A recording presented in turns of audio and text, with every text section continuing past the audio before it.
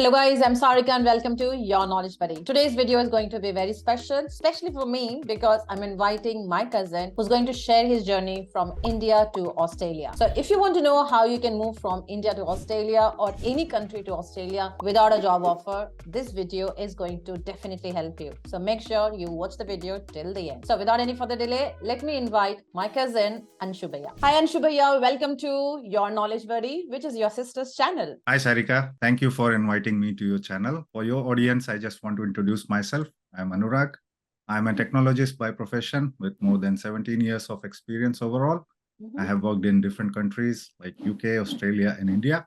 And currently I'm based in Australia, where I have also started my own venture, which is EduTrainX. And this is a PT training website because I have seen students who want to study abroad and who want to settle abroad.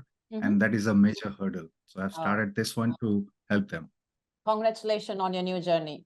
So, Anshubhaiya, how did you move from India to Australia? I mean, I know the answer, but I want you to explain to my audience so that they can learn something from you. Sure. So basically, I chose the skilled independent visa route, and there are two categories in that, basically 189 and 190.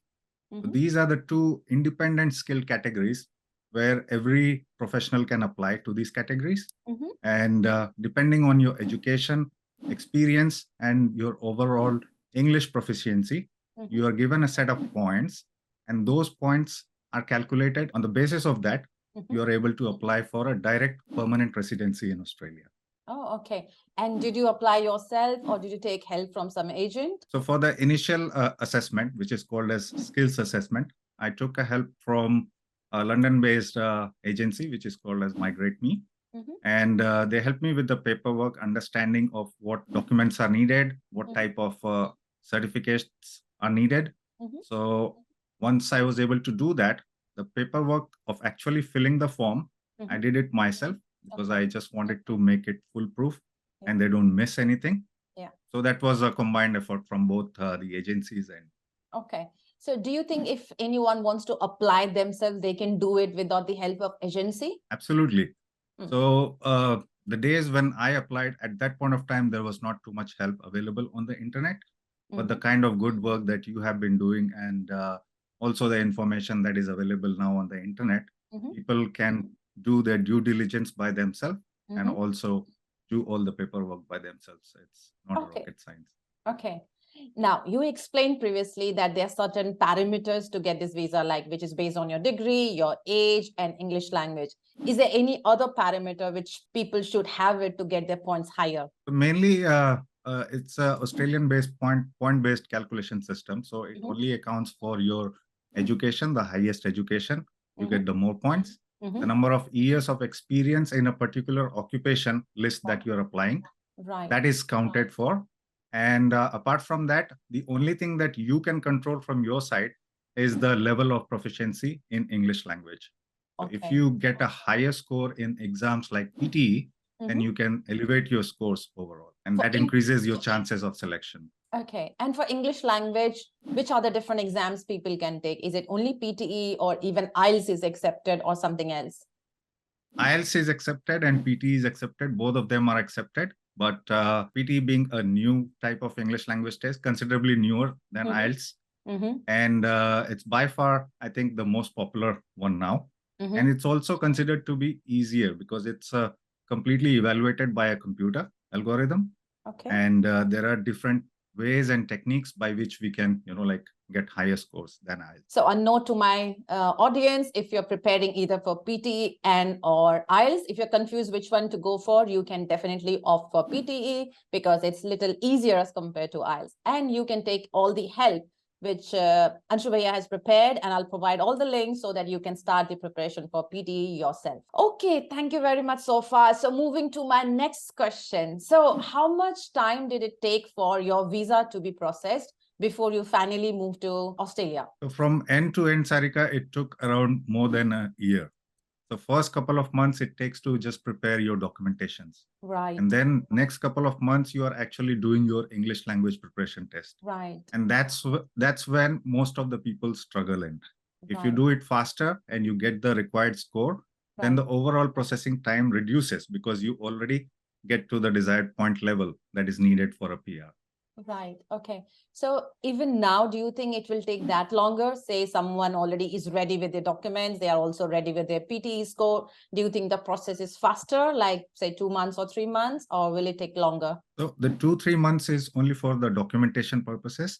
Right. But as I said before, it is applied on the basis of occupation list that you are choosing. Right. So for example, if someone is applying as a software technologist, Mm-hmm. depending on how many people are applying in that category and how Right. much score is required for that category, only then you will be, your file will be processed sooner. Okay. So that's why I said before, the only way we can control the application from our side is by getting the maximum score in the PTE test. Okay, thank you. Now, since you moved without a job offer to Australia, how long did you take to grab your first job? For me, it was around 1.5 months. Okay. Because I did some due diligence before I came here. Right. So I started networking.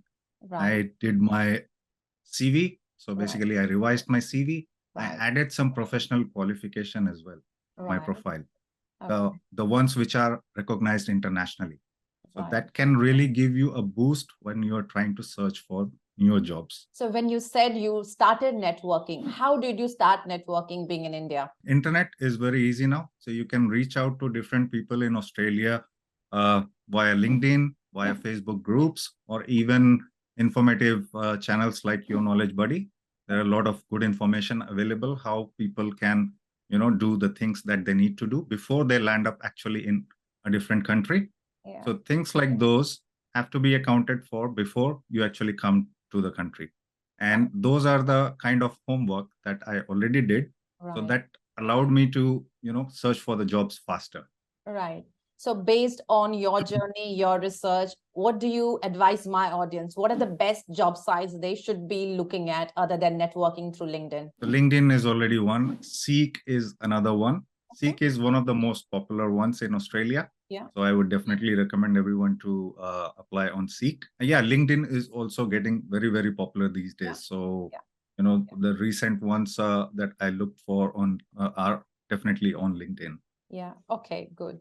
And did you kind of also struggle initially where people were not ready to interview you because you just landed to Australia from India, or was it journey okay? The journey was fairly okay, but yes, they were looking for some local experience, which of course I did Right. not have. Yes. And that is a struggle many people face here. Yeah. So to negate that kind of question or that kind of mindset, if Yeah. people, they add professional qualifications on their CV, which is recognized industry-wide, worldwide, Yeah. so that can really help you to get, job offers or at least to the interviews. The reason why I asked you this question is I get a common question for people, especially with family who are moving to Australia without a job offer. They are scared. What if they don't land a job very quickly?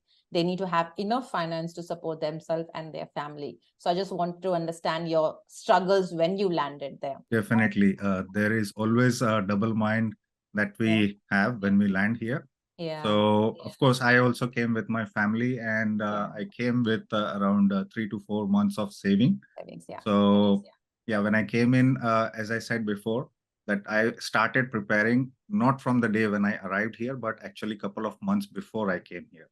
So Okay. that gave me enough idea to understand, what kind of expectations are there in this market and what kind of qualifications or certifications they are looking. So if people can prepare that from before, then eventually they will, have a shorter span of time when they're actually applying for jobs. Next question, Anshubhaya. According to you, which are the list of jobs which are in demand in Australia now? I think information technology is always an evergreen area where people can apply. Apart from that, I see a lot of openings in financial sector, nursing, medical sector. So yeah, I see the maximum number of openings in this sector at the moment. Guys, if you are from this sector, your chances of getting job in Australia is really high. So apply through the job sites, which Anshubhaya just mentioned now. So what are the other visa categories or any visa categories which you recommend to my audience to use to migrate to Australia? So there are several, to be honest, but the most popular ones are the ones I told you about before, Route 189 and subclass 190. But apart from that, there is another one which is called as Employer Nomination Scheme, subclass 186. This is where people actually come through different companies on site.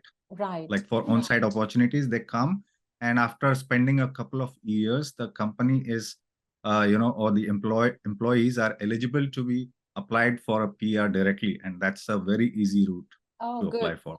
Yeah, very similar to the ICT visa, which is there in the UK, right? Okay, so the last question from my side. Did Australia serve you in realizing your dreams? Absolutely. So when I came here, I was still a technologist. I was also an educationist. So I thought to combine both my skills and turn an entrepreneur. And that's when I also saw people struggling in their PT test, and they were not getting quality test materials or even practice materials. So I teamed up with educationists and technologists to create EduTrainix. Yeah.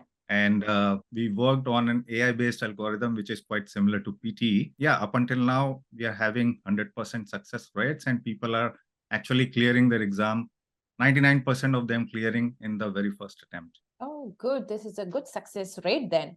So if you can provide me the details, I'm going to leave that in my pinned comment and video description so that my audience can take advantage of that.